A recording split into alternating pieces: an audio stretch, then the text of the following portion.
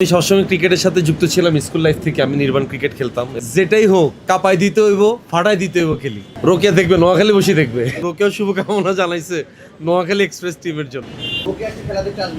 রোকেয়া দেখবে, নোয়াখালী বসে দেখবে। নোয়াখালী বসে দেখবে, সেদিন তো আবার মানুষের সামনে খুব একটা আসে না।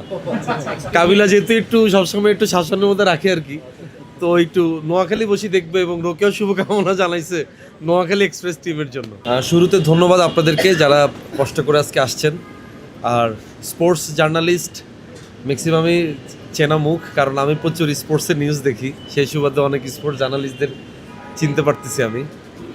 আর সবচেয়ে বড় কথা হচ্ছে নোয়াখালী এক্সপ্রেসের একটা টিম বিপিএলের মতো এত বড় আসরে হয়েছে, এটা আমার জন্য অনেক গর্বের এবং নোয়াখালী মানুষের জন্য অনেক গর্বের। আমি মনে করি এটা অনেক আগেই হওয়া উচিত ছিল, যেহেতু এত বছর পরে হয়েছে, তাও তো হয়েছে, তো এই আনন্দটা অন্যরকম। আশা করি নোয়াখালী এক্সপ্রেসের মাধ্যমে বিপিএল এবার অনেক বিপিএলে নোয়াখালী এক্সপ্রেস ভালো একটা পারফরমেন্স তারা দিবেন। এবং আমি সবসময় চাবো যে নোয়াখালী এক্সপ্রেসের সাথে যারা জড়িত আছেন, এই টিমের সাথে কর্তা ব্যক্তিরা যারা আছেন, তাদের মাধ্যমে বলতে চাই যে যেহেতু আমি নোয়াখালীর ছেলে, সো আমি চাবো যে নোয়াখালীর ক্রিকেট অবকাঠামোর জন্য তারা যাতে কাজ করেন। কারণ নোয়াখালীর ক্রিকেট অবকাঠামোর মধ্যে ছেলেপেলেরা যারা এখন ক্রিকেট খেলতেছেন তারা প্রত্যেকেই ভালো করতেছেন। তারপরে আপনারা যারা আসছেন, আমি চাই আপনাদের মাধ্যমেও নোয়াখালী ক্রিকেটটা অনেক এগিয়ে যাক, এই আশাবাদ আমি ব্যক্ত করি। এবং আমি যেহেতু টিমের ব্র্যান্ড অ্যাম্বাসেডর হিসেবে যুক্ত হয়েছি, সো আমি চাবো আমার মাধ্যমেও টিম এবং নোয়াখালীর মানুষ একটা পজিটিভ ভাইব পাবে। Thank you. করতে চাই আসলে বিপিএলে তারকারা এসেছেন, শাকিব খান এসেছেন, একটা হাইপ তৈরি হয়েছে, কিন্তু এর মাঝেও আমরা দেখি কিছু বিতর্ক, ফিক্সিং ইস্যু, ভেন্যু নিয়ে সমস্যা। এই বিষয়গুলো আপনারা যখন ছবি অঙ্গনে থাকেন তারকাদের মাঝে, যখন স্কোর দেখেন, ক্রিকেটটাকে ফলো করেন, তখন কী ধরনের কথা হয়? ফিক্সিং ইস্যু দেখেন, এগুলো আসলে ধরেন ক্রিকেটের সাথে যারা যুক্ত আছেন, বাংলাদেশ ক্রিকেট বোর্ড বিসিবির যারা আছেন, তারাই ব্যাপারগুলোকে মানে দেখবেন, তারা এগুলোকে তদন্ত করবেন। বাট আমাদের দিক থেকে আমরা চাবো যে এগুলো না হওয়াটাই বেটার।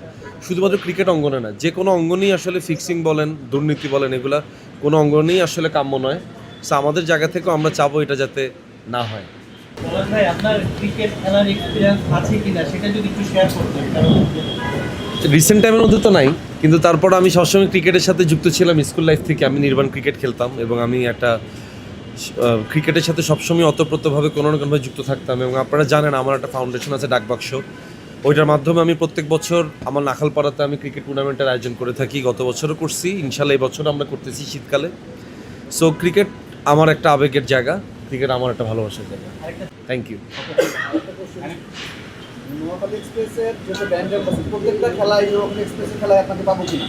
প্রত্যেক খেলা থাকাটা একটু ডিফিকাল্ট, যেহেতু আপনারা জানেন যে আমাদের মাসের প্রায় 20 দিনের মতো ব্যাচেলার পয়েন্টে শ্যুট করতে হয়, যেহেতু এটা আমাদের ওটিটিতে যাচ্ছে। সো আমরা শ্যুটটাও আসলে ওটিটি ফরম্যাটেই করি, ওরকম গ্র্যান্ড আয়োজন নিয়েই করে থাকি।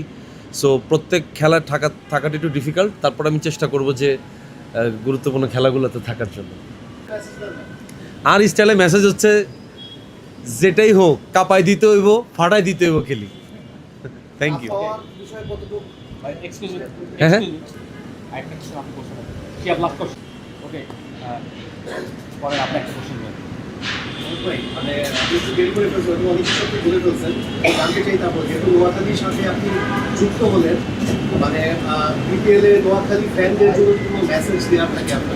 নোয়াখালী ফ্যানদেরকে একটা কথাই বলবো যে বিপিএলে নোয়াখালী এক্সপ্রেস যুক্ত হয়েছে এবং যারা ক্রিকেট উন্মাদনার সাথে সবসময় নিজেদেরকে শরিক করেন, তারা ব্যাপারটাকে পজিটিভলি নেবেন, নোয়াখালী টিমকে ইন্সপায়ার্ড করবেন।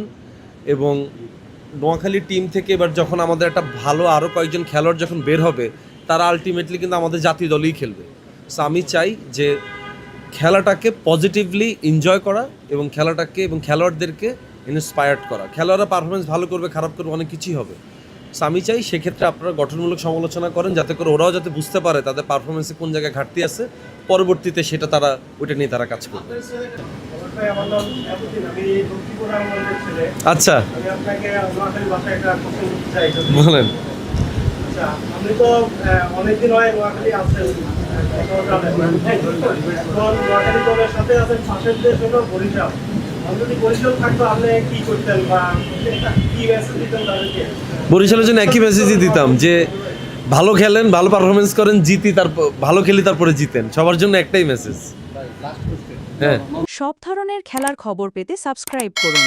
সঙ্গে থাকুন খেলার পাতার।